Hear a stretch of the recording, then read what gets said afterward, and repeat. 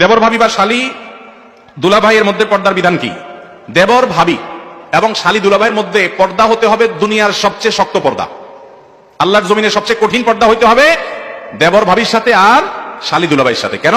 কারণ নবী করিম সাল্লাল্লাহু আলাইহি ওয়াসাল্লামকে এগুলো সম্পর্কে জিজ্ঞাসা করা হয়েছে, তিনি বলেছেন আল হামু ওয়াল মাউত, পুরুষদের জন্য শালিকা আর মহিলাদের জন্য দেবর, এরা হলো মৃত্যুর মতো, এদের থেকে দূরে থাকতে হবে। কারণ এগুলো থেকে আস্তে আস্তে ফিতনার দিকে চলে যায়, জিনার দিকে চলে যায়, ব্যভিচারের দিকে চলে যায়, মানুষ টেরও পায় না। আমাদের দেশে তো কোন মহিলা, অনেক সময় দেখা যায় অনেক মহিলা পর্দা করে, বোরকা পরে, সবই ঠিক আছে, বাহিরে সবার সাথে পর্দা করে চলে, কিন্তু ঘরে আসলে দেবরের সাথে পর্দা নেই, আছে না নাই? বরং দুষ্টমি বাদরামি করে।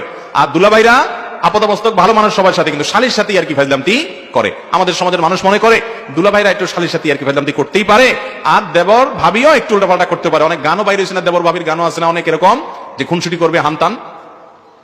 এগুলো হলো শয়তানের সবচেয়ে বড় অস্ত্র, সবচেয়ে বড় অস্ত্র। অনেক মুরব্বীরা আছে এগুলো দেখে না দেখার ভান করে, না দেখার ভান করলে আপনি দায়ুস হবেন এবং জাহান্নামে যাবেন, হাদিসের নির্দেশ অনুযায়ী জান্নাতে যেতে পারবেন না, সাবধান হতে হবে।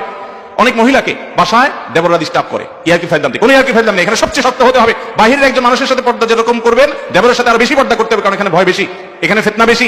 এবং দুলাভাই যিনি হবেন পুরুষ, তিনি বাহিরে অন্য মহিলার সাথে পর্দা যতটা করবেন, চোখ যতটা হেফাজত করবেন, আপনার শ্বশুর বাড়িতে শালিকার সাথে তার চেয়ে বেশি পর্দা করতে হবে।